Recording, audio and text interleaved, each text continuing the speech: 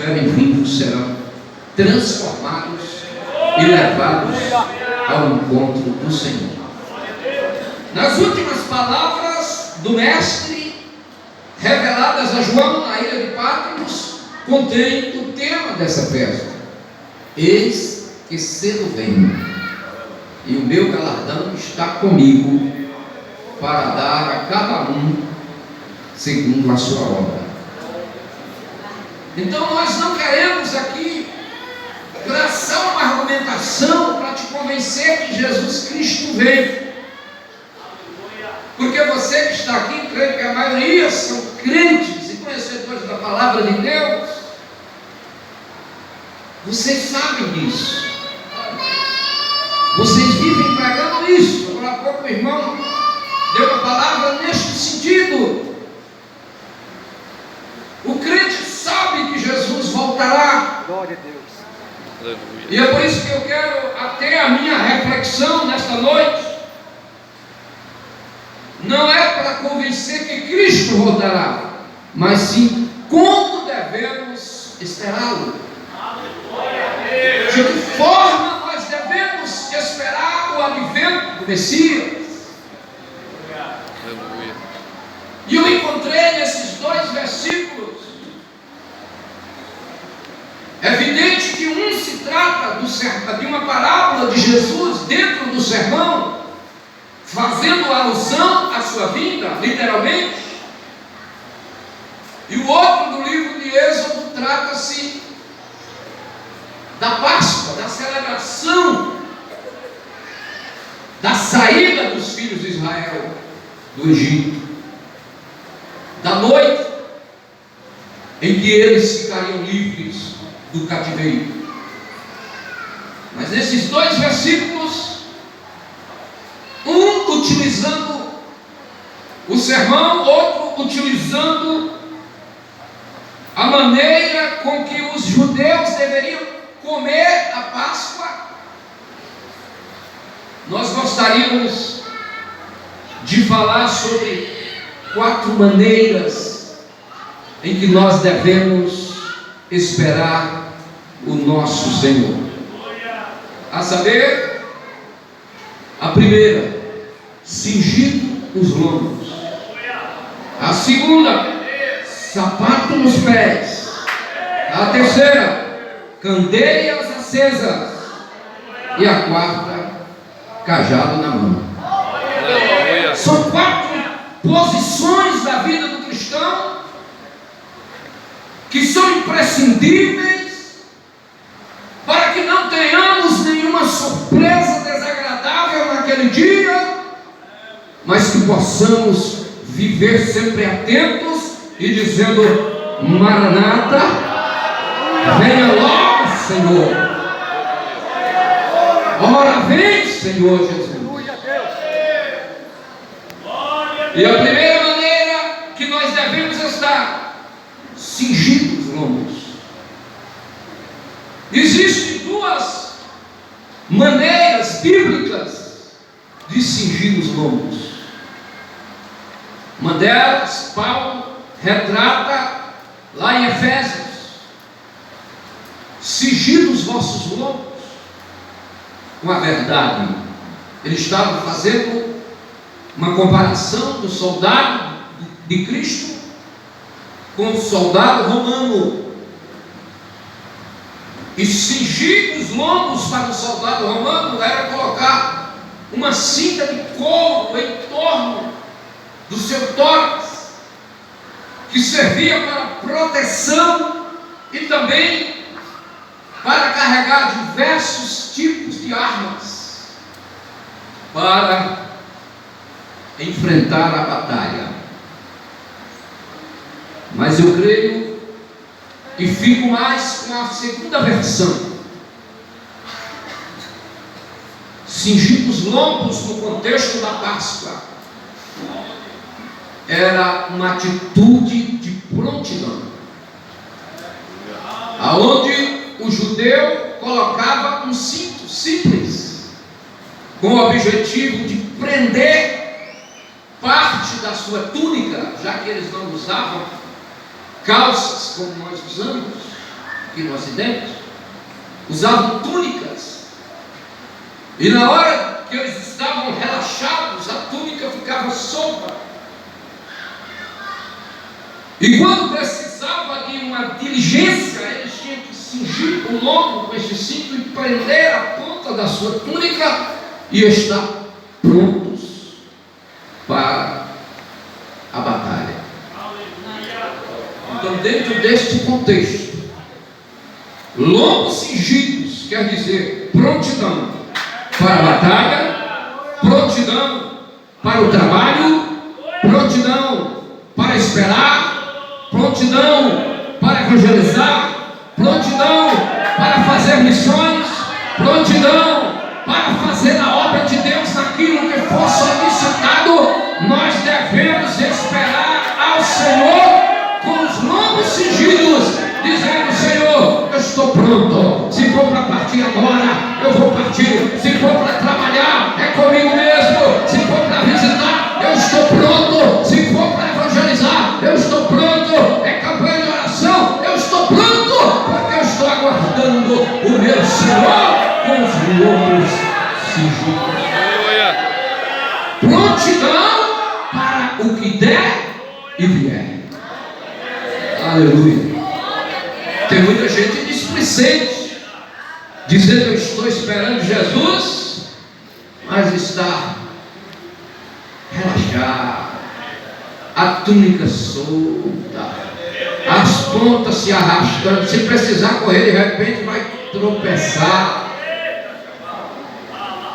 Mas nesta noite tenho certeza que Deus irá impactar o nosso coração, e nós vamos sair daqui prendendo as pontas da túnica e dizendo: eu estou pronto, Senhor, meu lombo está cingido, eu estou aqui para te esperar, para esperar o Salvador, fazendo a obra de Deus, levando a palavra de Deus, cuidando das coisas de Deus.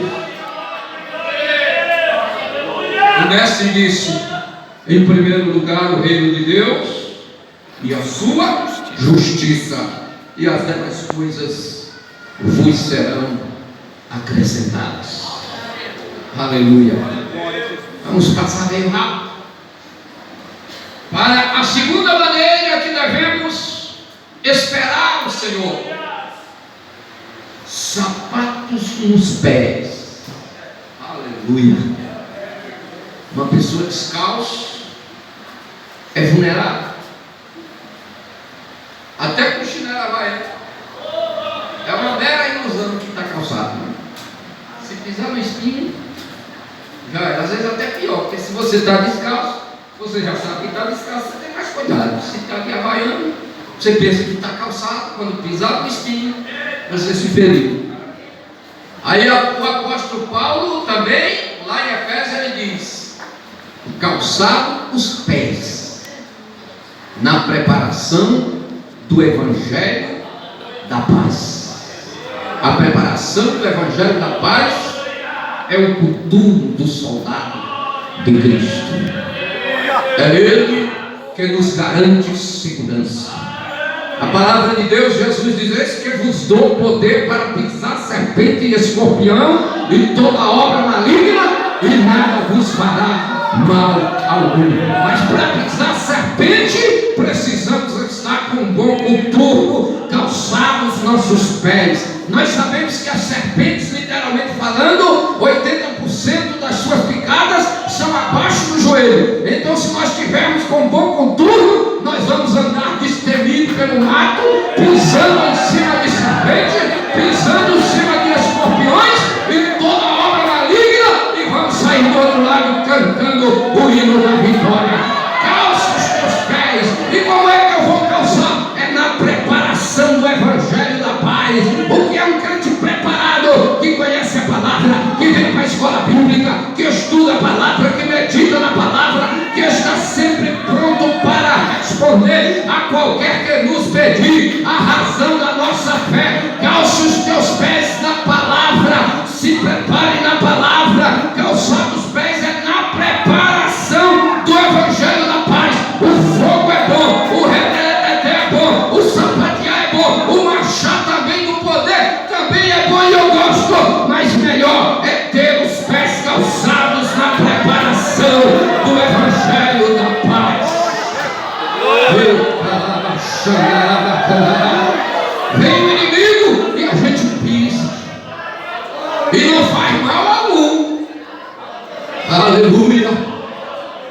Os irmãos falaram muito de soldado.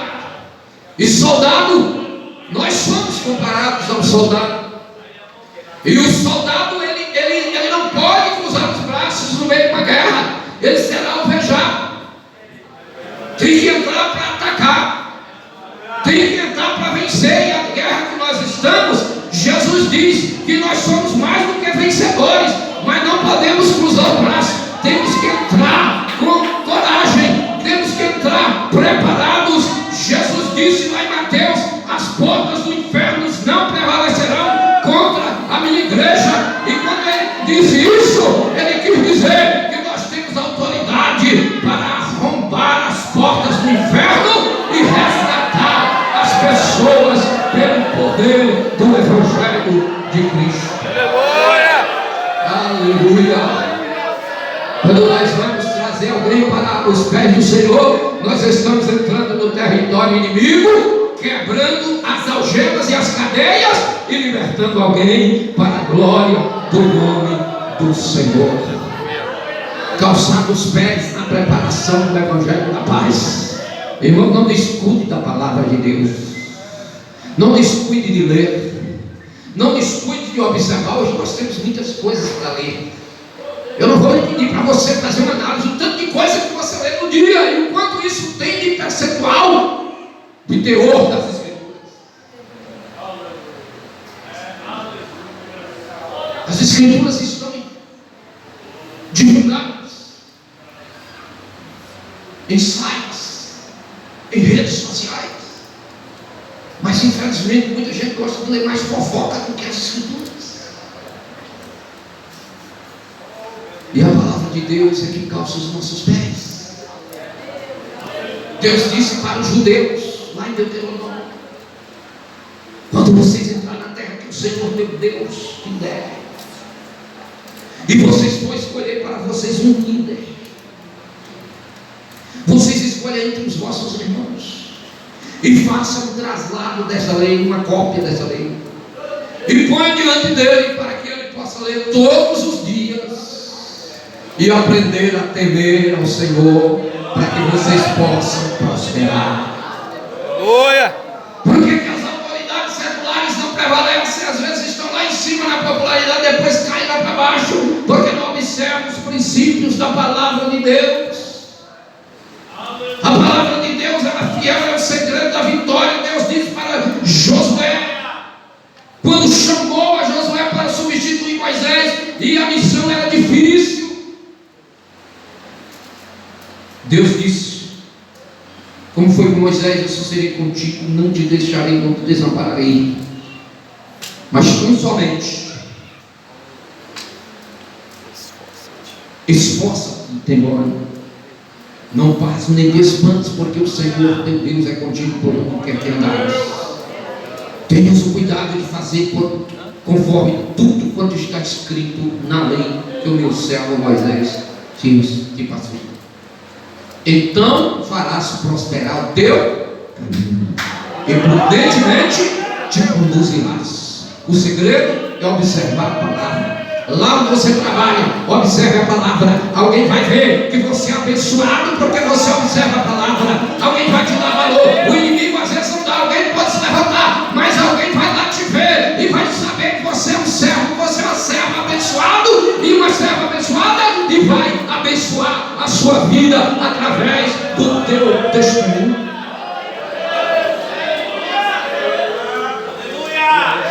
A palavra de Deus é o segredo da vitória.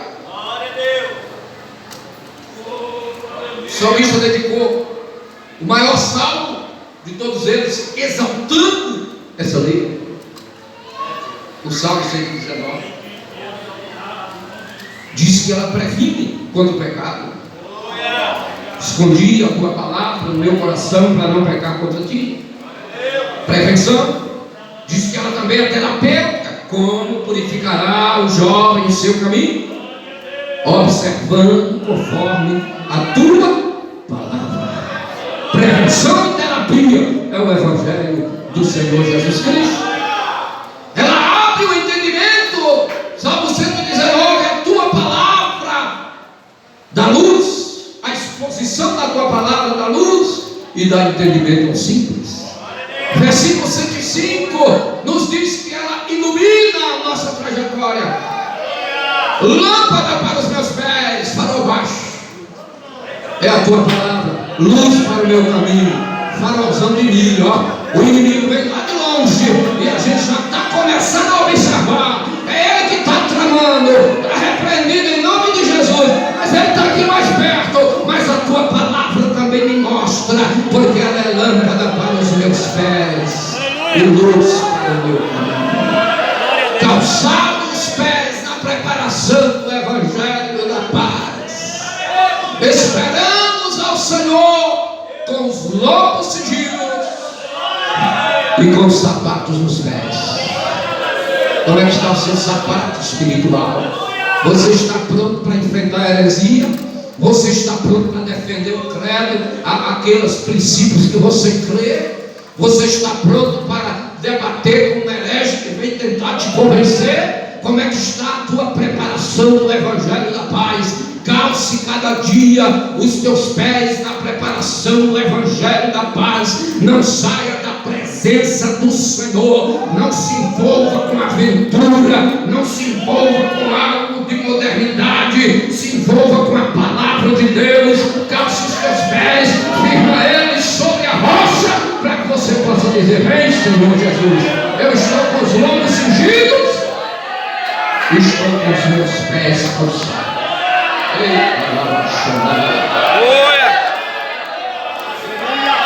Terceira maneira que devemos esperar o Senhor: candeias acesas. Aleluia. O pentecostal gosta de fogo, né? Só foi falar candeia, a gente apoia. É bom. Aleluia, pelo símbolo da glória de Deus. O profeta diz: quem habitará com as labaredas eternas? É símbolo da presença do Todo-Poderoso. Candeias acesas. A palavra de Deus diz: esteja cingidos os vossos lombos e acesas as vossas candeias. Nós sabemos, amados, que Jesus, Ele é luz. Tudo é uma linguagem figurada. A Bíblia ela se utiliza muito dessas metáforas para nos fazer compreendermos o projeto de Deus. Porque Jesus disse a Nicodemos: eu te falei de coisas materiais e tu não me entendeu direito. Imagine se eu te falasse das coisas espirituais. Então ele utilizou a figura da luz e ele diz em João 8,12: eu sou a luz do mundo. Quem me segue não andará em trevas, mas terá a luz da vida. Mas também ele disse no Sermão do Monte, em Mateus capítulo 5, versículo 16: vós sois a luz do mundo. Vós, a igreja, sois a luz do mundo. Cristo é a fonte primária de luz. Nós somos a fonte secundária. Nós refletimos, é como o sol e a lua. O sol é a fonte primária, a lua reflete os raios solares. Assim é a igreja de Cristo na terra. O sol da justiça brilha, e se nós estivermos no azeite, ele reflete em nós. E nós viramos uma lâmpada cheia da graça de Deus. E o profeta Isaías já dizia lá no capítulo 60: levanta e resplandece, porque já vem a tua luz, e a glória do Senhor vai nascendo sobre nós. Temos que resplandecer a glória de Deus. Levanta e resplandece. E nós sabemos que para a superfície resplandecer, ela precisa de dois aspectos: ser polida e ser de cor clara. E assim é o cristão, para receber a glória de Deus, ele tem que ser polido, ele tem que ter linguagem sadia, ele tem que ter bom trato, ele tem que ter mansidão, ele tem que ter temperança, ele tem que ter bondade, ele tem que ter benignidade.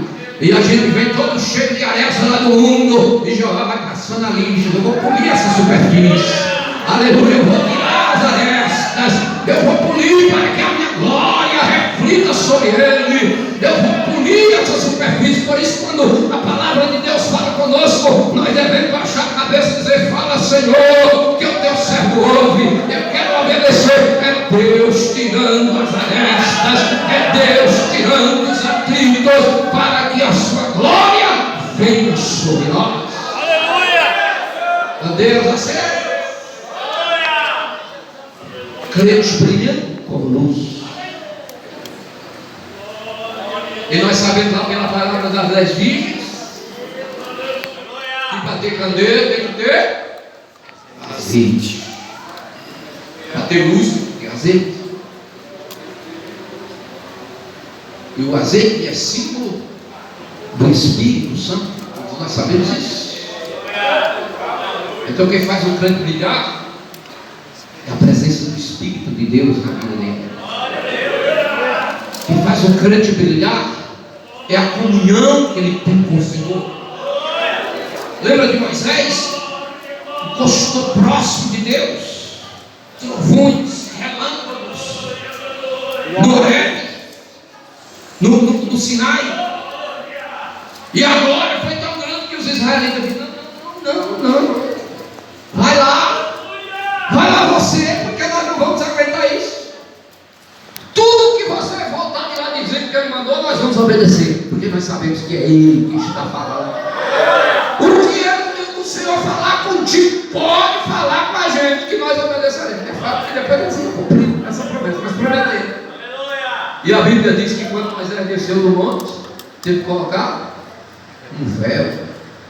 O brilho era tanto, era uma tocha que brilhava, que o povo teve que colocar um véu para olhar para o rosto de Moisés. Por quê? Por causa da proximidade com aquele que é o Rei da Glória.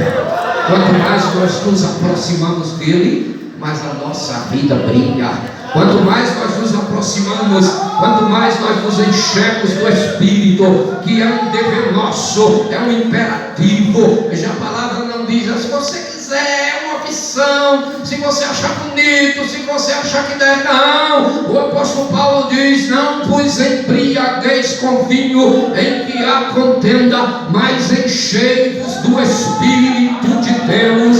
Deus deseja a sua igreja com candeias acesas, e Ele quer derramar do seu azeite sobre a vida do seu povo. O azeite faz alusão ao Espírito Santo.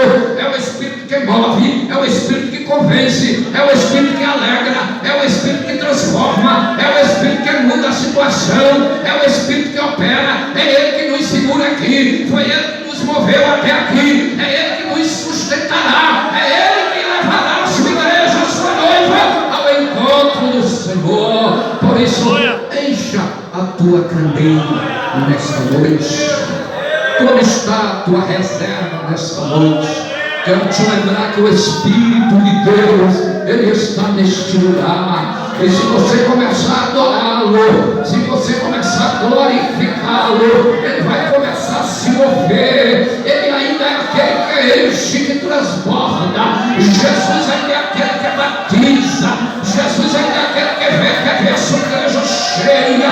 Jesus ainda é aquele que opera. Jesus ainda é aquele que cura. Jesus ainda é aquele que visita no problema, na angústia. Jesus ainda é aquele que abre portas. Jesus ainda é aquele que chama as coisas que não existem a existência.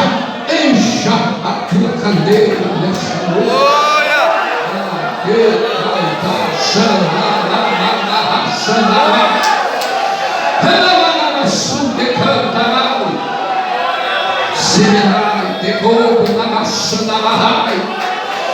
Oh, aleluia!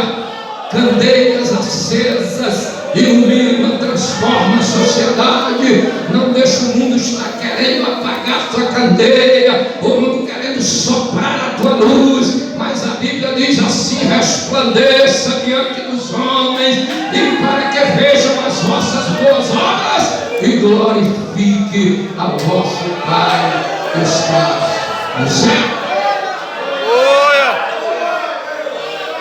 Candeias acesas. É a terceira condição que nós devemos esperar Jesus. E por último, cajado na mão.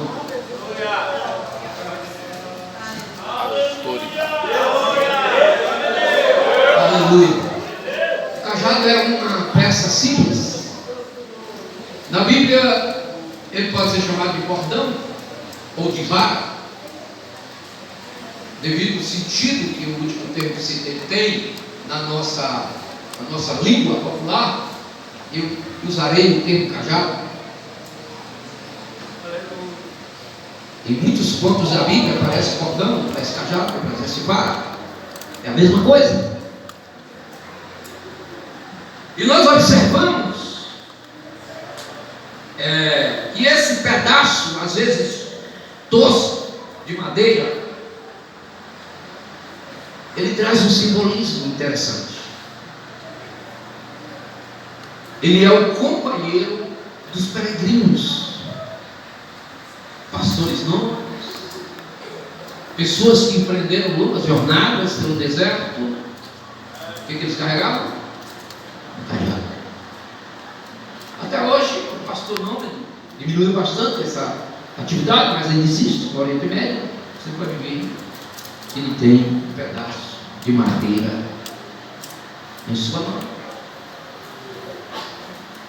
Não era um simples pedaço de madeira. Segundo a história, era como se fosse o RG do peregrino. Ali estava gravado suas origens. Era como se fosse a sua identidade, seu nome, para a família que pertencesse.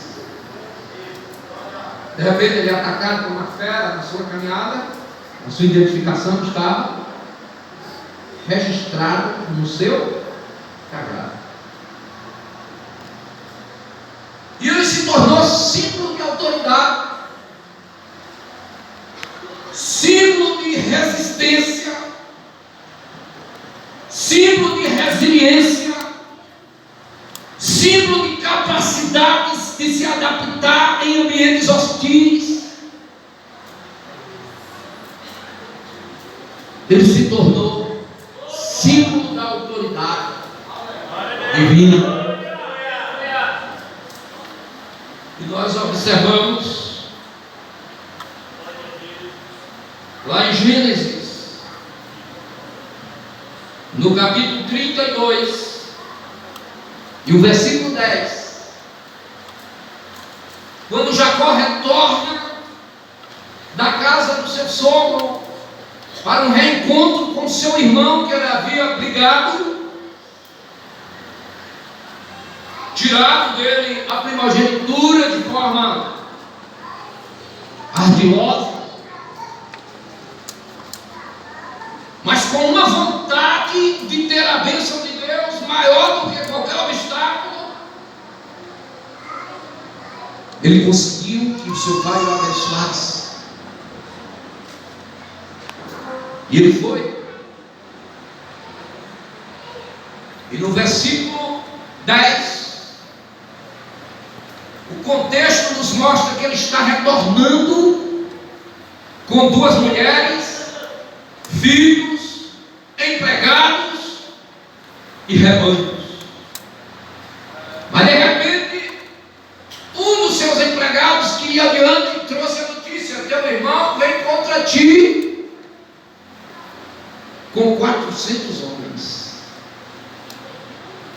E Jacó temeu e tremeu. Ele não sabia o que ele viria fazer. E ele dividiu o seu grupo em dois bandos.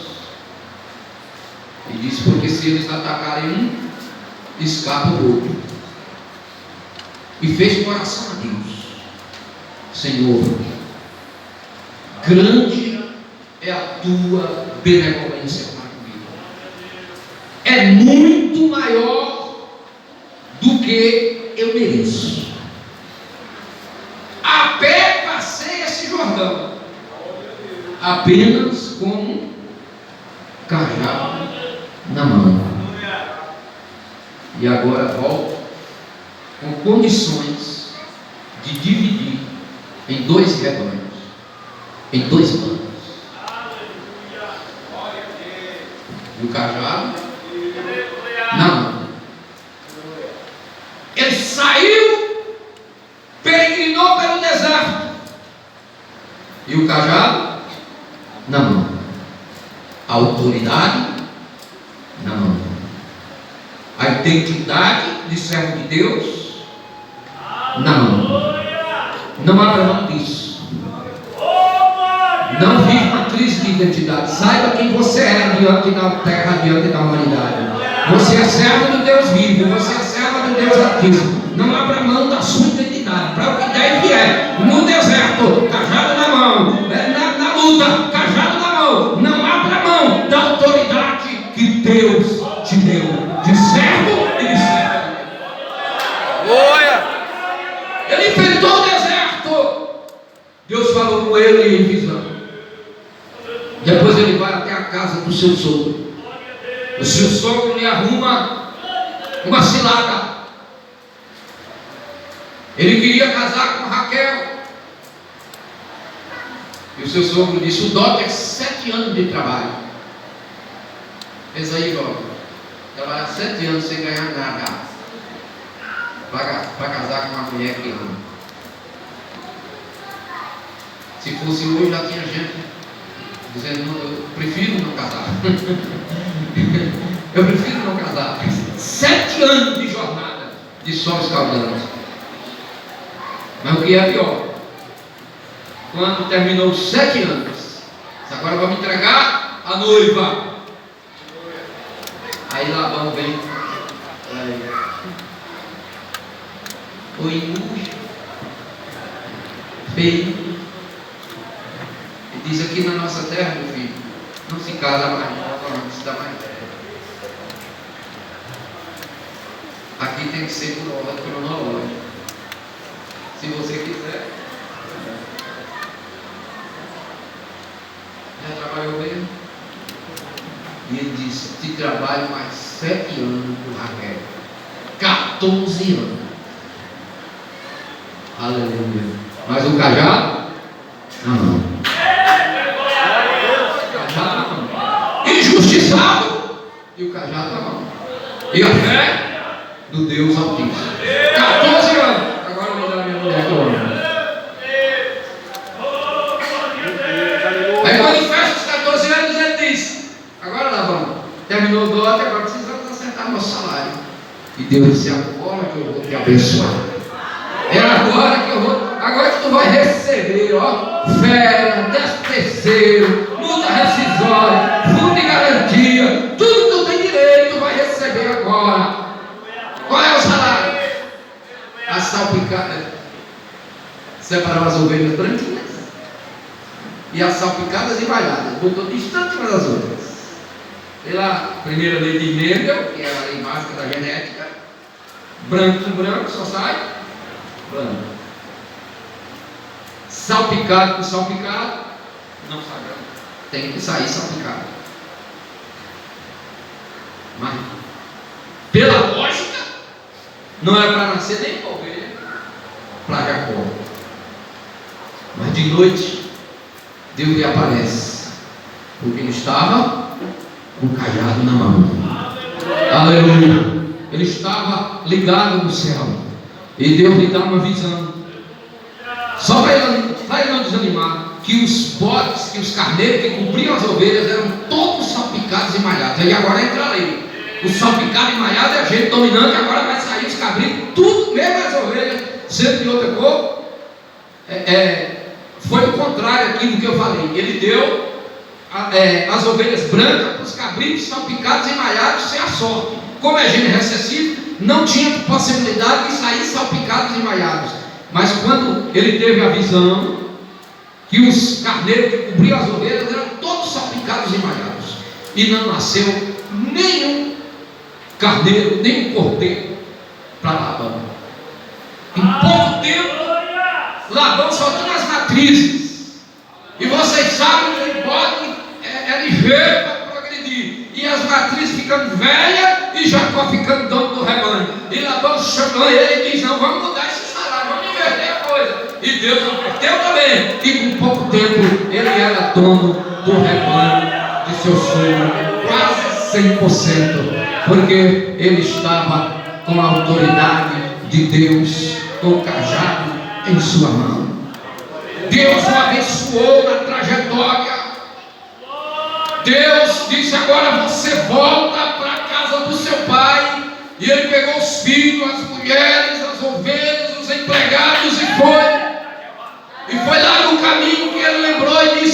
passei esse Jordão só com esse cajado. Aleluia! Mas não me desgrudei dele. E agora eu volto empresário do agronegócio. Agora eu volto patrão. Agora eu volto abençoado. Porque Deus foi misericordioso para comigo. E a Bíblia diz que quando a sua descendência foi para o Egito, vocês conhecem a história. O escritor dos Hebreus faz referência a esse cajado. Capítulo de número 11, versículo 21. Pela fé, Jacó abençoou os filhos de José sobre tudo que iria acontecer na sua vida. Porque José lá no Egito, Jacó lá no Egito, ele profetizou na vida de cada tribo. Na vida de um, na vida de outro, na vida de Judá, que ele seria a tribo que daria origem ao Salvador, e na vida de Efraim e Manassés, que são os filhos de José. E a palavra diz que pela fé ele abençoou os filhos de José e adorou a Deus encostado no seu cajado.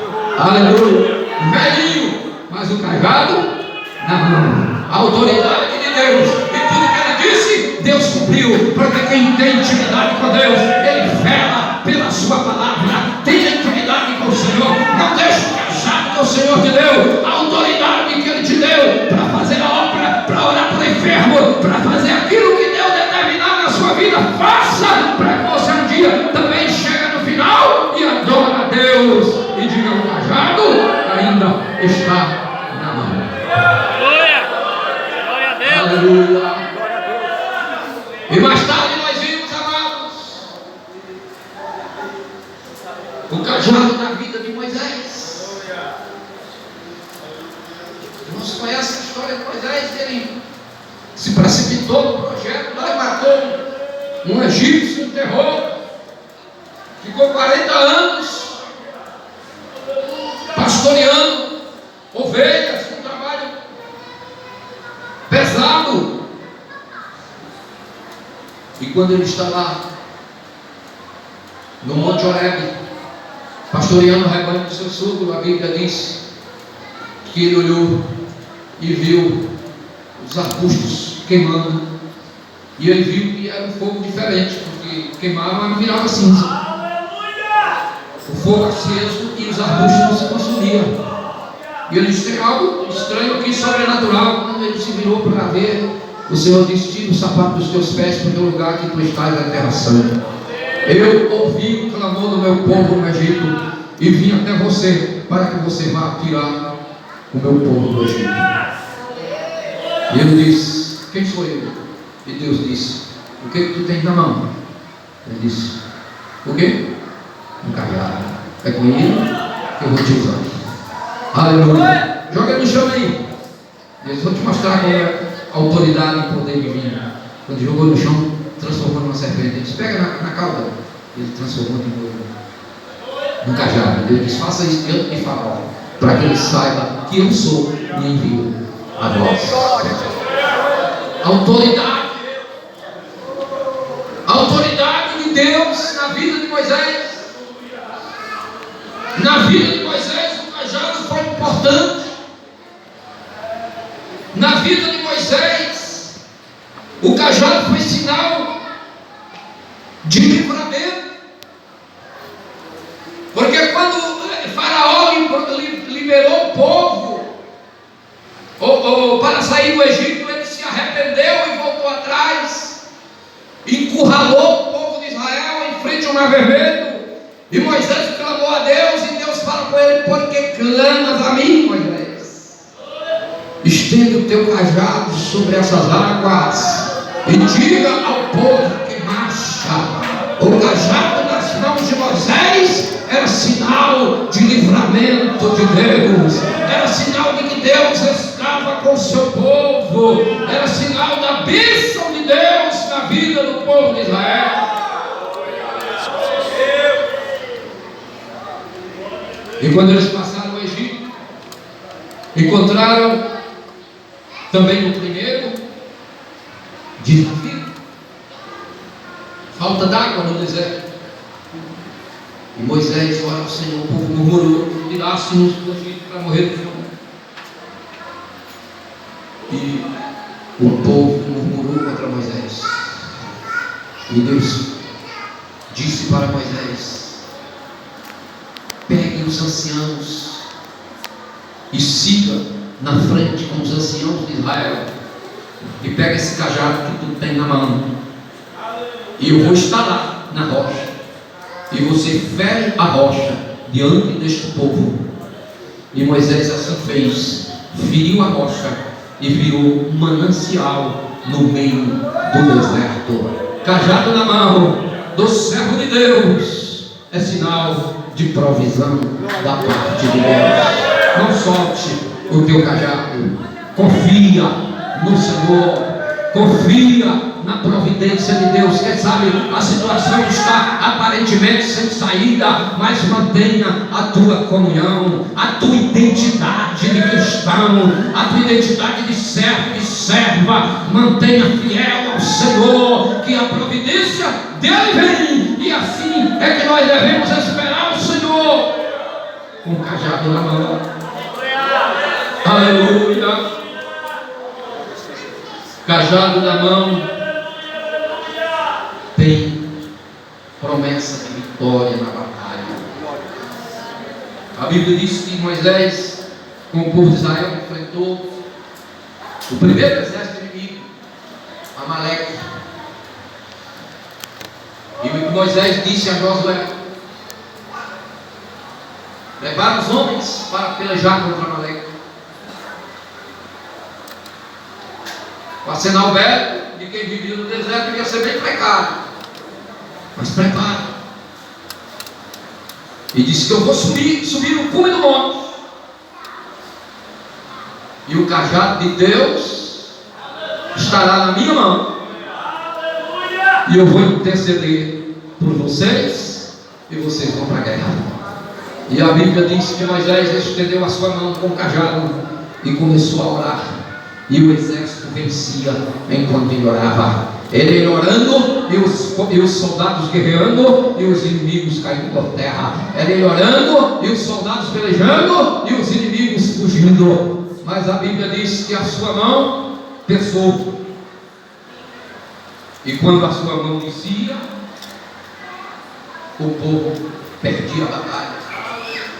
Passava a correr dos seus inimigos. Mas quando eles arrumaram lá um jeito, os companheiros, ninguém vive só, todos nós precisamos de ajuda, de companheiro, de alguém que segura as nossas mãos.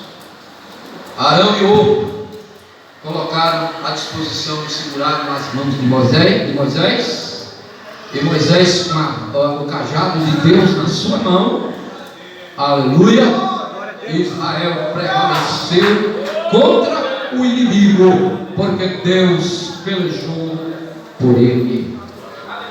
O cajado na mão de Moisés, sinal de provisão, sinal de livramento e sinal de vitória na batalha. Aleluia. E depois nós vemos o cajado nas mãos de Arão, sinal de juízo divino. Em primeiro lugar, contra Faraó e o Egito. As 4 primeiras pragas se iniciaram assim. Moisés disse a Arão: pega esse cajado, passa na terra, pega o seu cajado, Arão, passa na terra, e vai aparecer piolho e vai atacar os egípcios. Juízo de Deus, através da autoridade do cajado do sacerdote. Em 4 das pragas que assolaram o Egito, Moisés ordenou a Arão que utilizasse o cajado. Não brinque com quem mantém o cajado em sua mão. Não duvide da autoridade divina. Não brigue com quem tem o cajado de Deus em sua mão. E o cajado continuou nas mãos de Moisés e nas mãos de Arão. E mais tarde nós vimos lá no deserto um grupo de 250 filhos de Corá se levantaram contra Moisés e Arão e disseram: é só vocês que Deus fala, é só vocês que têm o cajado, nós também temos o Espírito, nós também queremos liderar. E Moisés: rapaz, não é muito para vocês pertencer à tribo de Levi, vocês são chamados para o exercício do sacerdote, vocês já pertencem. Não, nós queremos liderar. E perturbou tanto Moisés disse: ô gente, faça daí, deixa eu fazer aqui uma oração para esse povo. Eu fiz uma oração tremenda, né? E se esses homens morrerem como morrem os outros, e na sua família tiver possibilidade de fazer o seu velório, enterrar, eu não fui chamado por Deus. Mas se a terra abrir a sua boca e engolir, todos saberão que Deus me chamou. Aleluia. Quem não quiser ser engolido, faça daí. Aí ficaram 250 e a terra, e todas as suas famílias engoliram aquele povo. E o que aconteceu? Era para o temor e o tremor vir sobre a vida dos israelitas. O espírito ruim ainda ficou sobre eles. Só eu. Você matou o povo escolhido de Deus. Você matou o povo escolhido de Deus. Tem hora que Deus está fazendo limpa, tem hora que Deus está tratando, tem hora que Deus está utilizando o cajado para fazer a sua obra, e alguém está dizendo: está matando, está matando. É preciso entender o trabalhar de Deus. É preciso entender as formas de Deus agir. Aí Moisés diz: vamos fazer mais um teste. Traga o cajado de vocês, ele um de cada tribo. Traga aí. Cajado é um pau seco, torrado. Traga aí um de cada tribo. E vamos botar aqui dentro do tabernáculo, na arca do conselho. O que mais seco broto, esse é um cajado aprovado por Deus. Traga o seu também, Arão. E botaram lá 12 cajados. Qual foi que amanheceu florido? Sem cheiro, sem molhar, sem nada, madeira seca, amanheceu com flores e frutos. Aleluia! Porque era o cajado que estava aprovado por Deus. Aleluia! Se o cajado está na nossa mão, nós não precisamos de temer. Mas também não pode brincar com quem tem o cajado na mão. Às vezes alguém diz: ah, mas esse líder, esse pastor, esse obreiro já está velho, não sabe de muita coisa. Cuidado, o cajado está com ele. Tome cuidado, Deus entregou nas mãos dele. E é preciso se respeitar e honrar aqueles que Deus chamou para fazer a sua obra. Existe um princípio de autoridade espiritual que, quando é quebrado, vem maldição. A Bíblia diz: eu honro a quem honra, eu honro a quem me honra. E a Bíblia manda honrar aqueles que trabalham em nosso meio. Então, amados, precisamos estar preparados para a vida do Senhor com o cajado em nossa mão. Aleluia! É bom falar da vida de Cristo, mas muito melhor é estar preparados. Eu nem entro em discussão se é pós-milenial, se é pré-milenial, se é pré-tribulacionista, se é pós-tribulacionista, se é amilenista. Eu nem entro nessa discussão. Nós temos o nosso editorial da igreja. Eu creio naquilo, mas não me meto nessas discussões escatológicas. teológicas, eu sempre digo: o bom é estar preparado. O bom é estar com o cajado na mão, com a coraça da justiça cingindo os lombos. O bom é estar com as candeias acesas, aguardando aquele grande dia que a trombeta tocará. Ele disse: cedo venho e o meu galardão está comigo para dar a cada um conforme a sua obra. Portanto, igreja de Pupiá, prepara para encontrar com o Senhor. Ele está às portas, ele voltará para arrebatar o seu povo. Esteja preparado, não se preocupe em entender teoria de conspiração, que muitos dizem, os Illuminatis que vão dominar o mundo. Quem vai dominar o mundo é o Rei dos Reis e Senhor dos Senhores. Quem domina os céus e a terra é Jesus de Nazaré, e nós devemos nos preparar para encontrar com Ele. E se você ainda não entregou a sua vida para Jesus, é assim que se prepara, aceitando Ele como Senhor e Salvador da sua vida. Que Deus abençoe. Glória a Deus. O pastor me autoriza a fazer o convite, e eu quero perguntar se tem alguém que deseja entregar a sua vida para o Senhor Jesus nesta noite. Se tiver, dê um sinal com a sua mão. Peço à igreja que peleje em oração. Aleluia.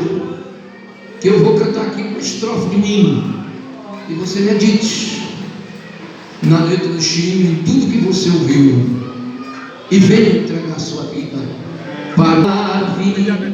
É Cristo chamando, chama por ti e por mim. Eis que Ele as portas te espera, vela por ti e por mim.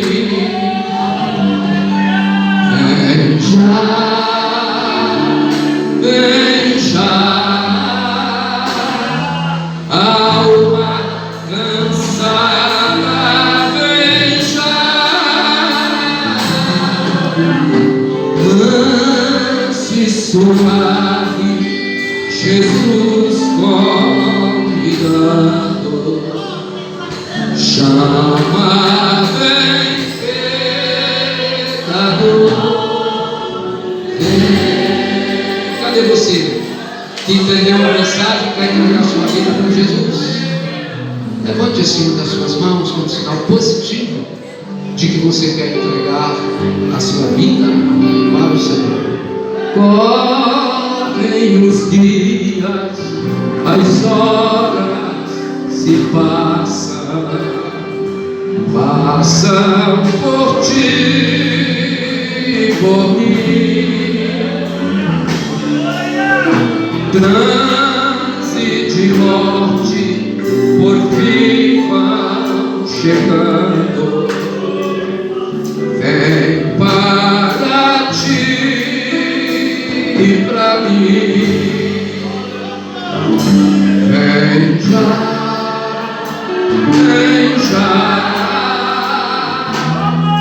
alma cansada, vem já,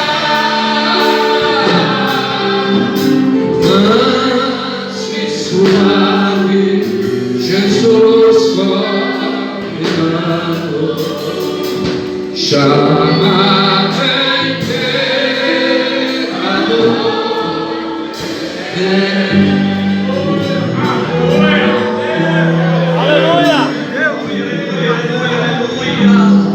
Bendito seja o nome do Senhor que fez os céus e a terra. Quantos podem glórias ao Senhor nesta noite, pelo que o Senhor fez, pelo que o Senhor fará. Quem estava aqui ontem viu as crianças aí